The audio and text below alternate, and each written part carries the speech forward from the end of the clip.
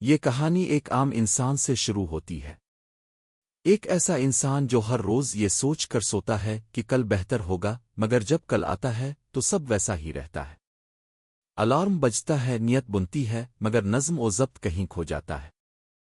اسی الجھن، تھکن اور اندرونی بے چینی کے عالم میں جاپان کی وہ خاموش مگر گہری دانائی سامنے آتی ہے جو چیخ کر نہیں، آہستہ سے انسان کی زندگی بدل دیتی ہے۔ یہ کتاب ہمیں کسی خوابوں کی دنیا میں نہیں لے جاتی بلکہ روزمرہ زندگی کے بیچ لا کھڑا کرتی ہے اور پوچھتی ہے، کیا تم واقعی اپنی زندگی کے مالک ہو؟ جاپانی فلسفہ یہاں یہ نہیں کہتا کہ سب کچھ ایک دن میں بدل دو، بلکہ یہ سکھاتا ہے کہ نظم و ضبط ایک خاموش عادت ہے جو روز تھوڑا تھوڑا بنائی جاتی ہے۔ کہانی ہمیں بتاتی ہے کہ زندگی کا بوجھ اس لیے نہیں بڑھتا کہ ذمہ داریاں زیادہ ہیں، بلکہ اس لیے کہ ہم انہیں صحیح ترتیب میں نہیں رکھتے۔ جاپانی اصول ہمیں وقت کی عزت کرنا سکھاتے ہیں، کیونکہ وقت کو کنٹرول کرنے والا انسان ہی اپنی زندگی کو کنٹرول کر سکتا ہے۔ یہاں نظم و ضبط سزا نہیں، آزادی ہے۔ جب انسان اپنے نفس پر قابو پانا سیکھ لیتا ہے تو دنیا خود بخود آسان لگنے لگتی ہے۔ اس حصے میں ایک اندرونی مکالمہ چلتا ہے جہاں انسان اپنی پرانی عادتوں سے سوال کرتا ہے، اپنی سستی سے لڑتا ہے، اور آہستہ آہستہ یہ سمجھنے لگتا ہے کہ مستقل مزاجی کسی بڑی طاقت کا نام نہیں، بلکہ چھوٹے مگر سچے وعدوں کو نبھانے کا نام ہے۔ جاپانی سوچ یہ بھی سکھاتی ہے کہ کام کامل ہونے کے لیے نہیں، خلوص سے ہونا چاہیے۔ یہی احساس انسان کے اندر ایک نیا سکون پیدا کرتا ہے، ایک ایسی خاموش طاقت جو شور کے بغیر زندگی کو بدل دیتی ہے۔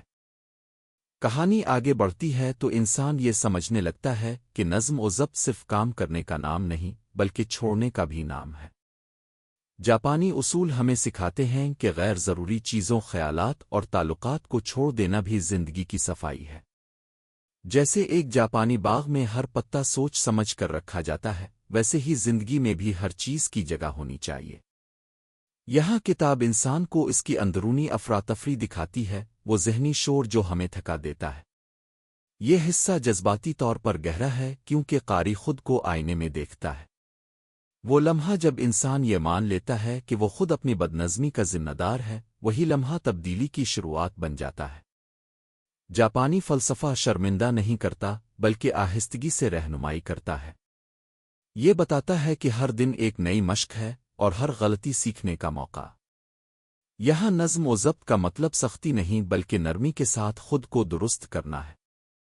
انسان یہ سیکھتا ہے کہ جذبات پر قابو رکھنا، فوری رد عمل سے بچنا اور خاموشی کو سمجھنا بھی طاقت ہے۔ کہانی میں ایک خاص ٹھہراؤ آتا ہے جہاں قاری محسوس کرتا ہے کہ زندگی دوڑ نہیں، ایک متوازن سفر ہے۔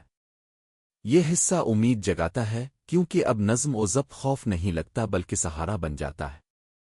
آخری حصے میں کہانی اپنے عروج پر پہنچتی ہے جہاں انسان مکمل نہیں مگر بیدار ہو چکا ہوتا ہے۔ جاپانی اصول یہاں یہ راز کھولتے ہیں کہ نظم و ضبط کا اصل مقصد کامیابی نہیں بلکہ کردار ہے۔ وہ کردار جو تنہائی میں بھی خود کے ساتھ ایماندار رہے۔ انسان اب یہ سمجھتا ہے کہ مستقل مزاجی شور مچانے سے نہیں آتی بلکہ خاموشی میں جڑ پکڑتی ہے۔ زندگی اب بھی مشکل ہے مگر بکھری ہوئی نہیں۔ ہر دن ایک چھوٹا سا وعدہ ہے اور ہر وعدہ خود سے۔